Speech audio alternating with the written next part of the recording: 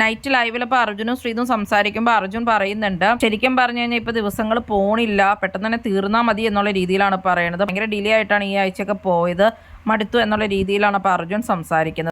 Arjun already physically അത്ര സുഖമില്ല, ഒന്നാമത് മൈഗ്രെയിനും തലവേദനയൊക്കെയാണ്. അതിൻ്റെ അപ്പോൾ ശ്രീതു പറയുന്നുണ്ടായിരുന്നു മെഡിക്കൽ റൂമിൽ എന്താ ആവശ്യം വന്നാലും പോകണം എന്നൊക്കെ ഉള്ളത്. അർജുൻ ഇന്ന് മൈഗ്രെയിൻ വന്നിട്ടും അർജുൻ ഇപ്പോൾ മെഡിക്കൽ റൂമിൽ പോകണമെന്നൊന്നും പറയുന്നുണ്ടായിരുന്നില്ല. അപ്പോൾ ശ്രീതു പറയുന്നുണ്ട്, ഞാൻ ആദ്യം നോറയോട് പറഞ്ഞു, അത് കഴിഞ്ഞിട്ടാണ് മെഡിക്കൽ റൂമിലേക്ക് വിളിച്ചത്. അർജുൻ അങ്ങനെ കാര്യമായിട്ട് പറയുന്നുണ്ടായിരുന്നില്ല എന്നൊക്കെ. എന്തെങ്കിലും ഉണ്ടായി കഴിഞ്ഞാൽ അപ്പോൾ മെഡിക്കൽ റൂമിൽ പെട്ടെന്ന് തന്നെ പോകണം എന്നൊക്കെയുള്ളതാണ് അപ്പോൾ ശ്രീതു പറയുന്നത്. അർജുൻ അപ്പോൾ ശ്രീതുവിനോട് പറയുന്നുണ്ട്, അത് കുഴപ്പമില്ല, ഇനി കുറച്ച് ദിവസമല്ലേ ഉള്ളൂ എന്നൊക്കെ. ഡോക്ടർ പിന്നെ എന്തോ ഒരു ചെക്കപ്പ് ചെയ്യണമെന്ന് പറഞ്ഞിട്ടുണ്ട് പിന്നീട് എന്നൊക്കെ പറയുന്നുണ്ട്. അപ്പോൾ ശ്രീതു പറയുന്നുണ്ട്, അങ്ങനെ പറഞ്ഞിട്ട് കാര്യമില്ല, 10 ദിവസം ഉണ്ടല്ലോ, അടുത്ത ആഴ്ചയൊക്കെ ഏതെങ്കിലും ദിവസം വല്ല സീരിയസ് ആയിട്ടൊക്കെ വന്നാലോ അങ്ങനെയൊക്കെ വന്നാലോ മെഡിക്കൽ റൂമിൽ എന്തായാലും പോകണം എന്നൊക്കെയാണ് അപ്പോൾ പറയുന്നത്.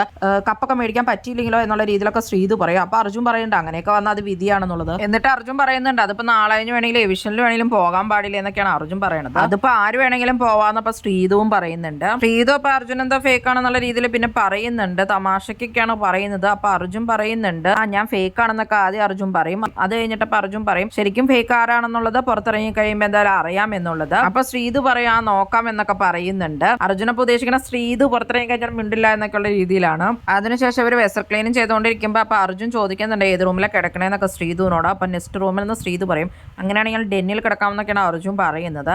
അപ്പൊ ശ്രീതു പറയുന്നുണ്ട്, ഞാൻ വന്നതുകൊണ്ട് അർജുൻ അങ്ങനെ ഡെന്നിലേക്ക് പോവുകയാണെങ്കിൽ എനിക്കത് ബുദ്ധിമുട്ടാണെന്നൊക്കെയുള്ള രീതിയിൽ.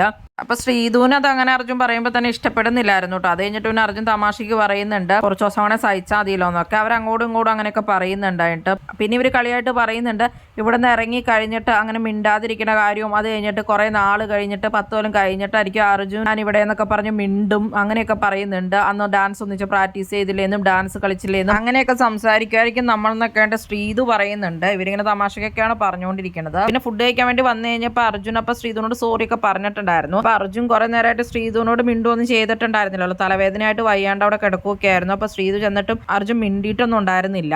അപ്പൊ ശ്രീതുവിന് അത് ബുദ്ധിമുട്ടായിട്ടുണ്ടായിരുന്നു, അർജുന് വയ്യാതെ കിടക്കുമായിരുന്നു. പക്ഷെ അങ്ങോട്ടും ഇങ്ങോട്ടും ഒക്കെ നോക്കിക്കൊണ്ടൊക്കെ ഇരിക്കുന്നുണ്ടായിരുന്നു. എന്നിട്ട് ഇവരതൊക്കെ പറയുന്നുണ്ട്, ഞാനിടയ്ക്ക് നോക്കുന്നുണ്ടായിരുന്നു എന്ന് അർജുനും പറഞ്ഞു. അതിനായിട്ട് ശ്രീതുവും പറഞ്ഞു, ഞാനും ഇടയ്ക്ക് വന്ന് നോക്കിയിട്ടുണ്ടായിരുന്നു എന്നൊക്കെ. ഇനിയിപ്പോൾ ഇവർ പിണക്കൊക്കെ മാറി ഒന്നിച്ചിരുന്നാണ് ഫുഡൊക്കെ കഴിച്ചത്.